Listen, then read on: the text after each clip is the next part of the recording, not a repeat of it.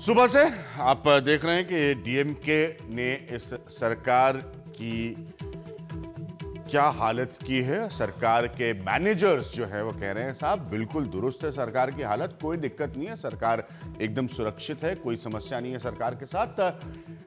मैं कुछ बड़ी बेसिक बातों से शुरुआत करूंगा और थोड़ा सा समझाने की कोशिश करूंगा तो आपके जरा मैं उम्मीद करूंगा बात समझ में आएगी। मैं सबसे पहले इस बात से शुरुआत करता हूं कि मेरा अपना यह मानना है कि डीएमके ने जो किया है उसके बाद से कांग्रेस का जो रवैया रहा है एलाइज की तरफ, जिसको कांग्रेस के लोग तुरंत डिनाई कर देते हैं, एक अहंकार का रवैया रहा है, वो आज बदल जाता है। क्योंकि जो मौजूदा अरिथमेटिक है, जो मैं आपको सरलता से समझाने की कोशिश करूंगा, उसके आधार पर एक बात तो बिल्कुल स्पष्ट है कि अब कांग्रेस के पास जो सरकार के भीतर हो या सरकार को बाहर से समर्थन दे रहे हो, ये वो एलाइज हैं जो उसके वेंटिलेटर्स बन गए हैं। अगर हम विपक्ष की भाषा का इस्तेमाल करें और कहें कि साहब कांग्रेस की सरकार जो आईसीयू में है, अब जरा बड़ी सिंपल चीजें हैं, समझिए। ये बिल्कुल मैं ब्लैक बोर्ड की तस्वीर के जरिए आपको समझा रहा हूं, क्योंकि पूरे दिन आप टीवी पे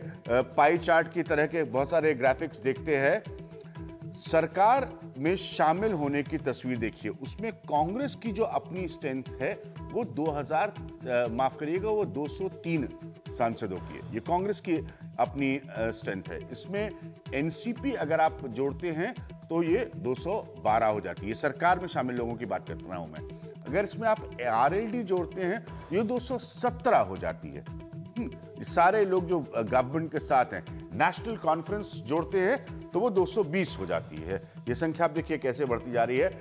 अगर अन्य को आप जोड़ते हैं तो ये कुल 228 हो जाती है। ये यूपीए के कॉम्पोजिशन में जो लोग हैं हम उनकी बात कर रहे हैं। अब जरा हम आगे जिक्र करते हैं सरकार बचाने वाले जो साथी हैं, जो कि बाहर से इसको समर्थन दे रहे हैं, जिनके आंकड़ों से सरकार की ओवरऑल अरिथमेटिक ठीक है। उसमें सबसे प्रमुख समाजवादी पार्टी बाहर से समर्थन है, सरकार में शामिल नहीं है। उसके बाद मायावती 21 सांसदों के साथ सरकार में शामिल नहीं है, बाहर से समर्थन। लालू प्रसाद यादव पुराने इनके साथी, उनके 3 सांसद बाहर से समर्थन, सरकार में शामिल नहीं है।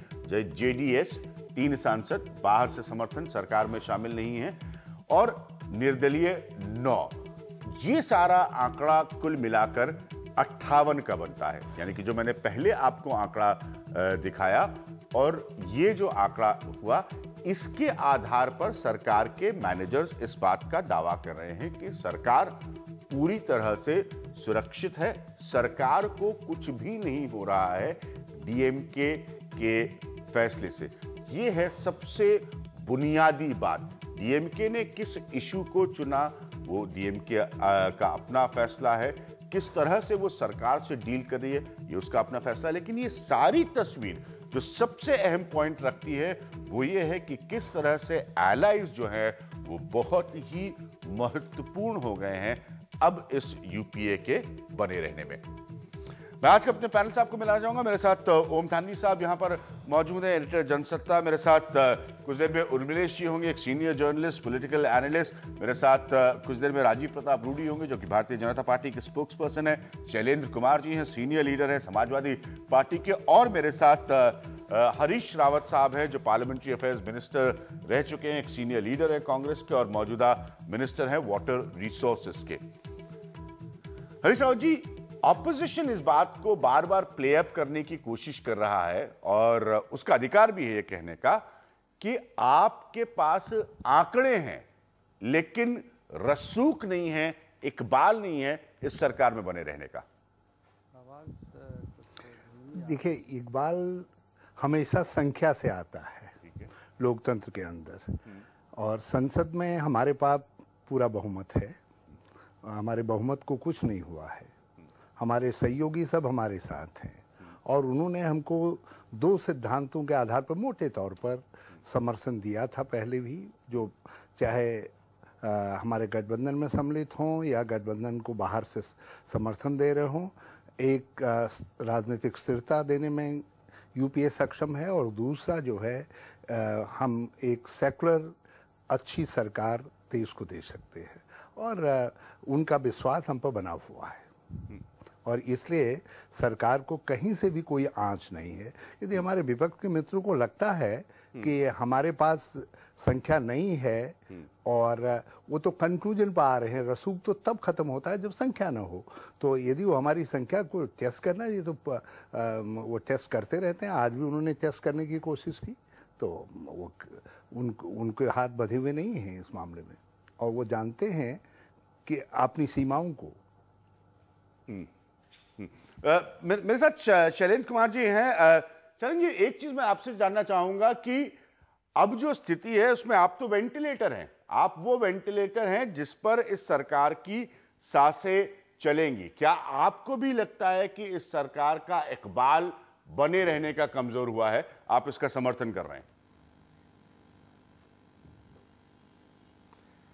देखिए, वेंटिलेटर की बात नहीं, समाजवादी पार्टी एक सेकुलर पार्टी है, और सेकुलर पार्टी की यूपीए 2 की सरकार है। सांप्रदायिक शक्तियों को बाहर रखने के लिए हमने जो है यूपीए 2 को समर्थन दिया है। जहां तक डीएमके की बात है, डीएमके के अपने जो श्रीलंका के मुद्दे को लेकर एक रेजुलेशन पास करने का जो दबाव है, ये सरकार का अपना और डीएमके का अंदरूनी मामला है। हो सकता है कि बीच में कोई बात बन जाए, लेकिन जहां तक सरकार के सामने सबसे बड़ी चुनौती है वो है अंतर्राष्ट्रीय विदेश नीति में कोई ऐसा विवाद ना हो, या पड़ोसी देशों से हमारे संबंध विच्छेद ना हो। और दूसरी बात यह है कि यूएनओ में जो हमारे तमाम देश हैं, उस स्तर पे भी कहीं पे बात न बिगड़े कि भारतवर्ष अलग थलग पड़े। आज जो है भारत की स्थिति आप देख रहे हैं कि कुछ नाजुक दौर में है।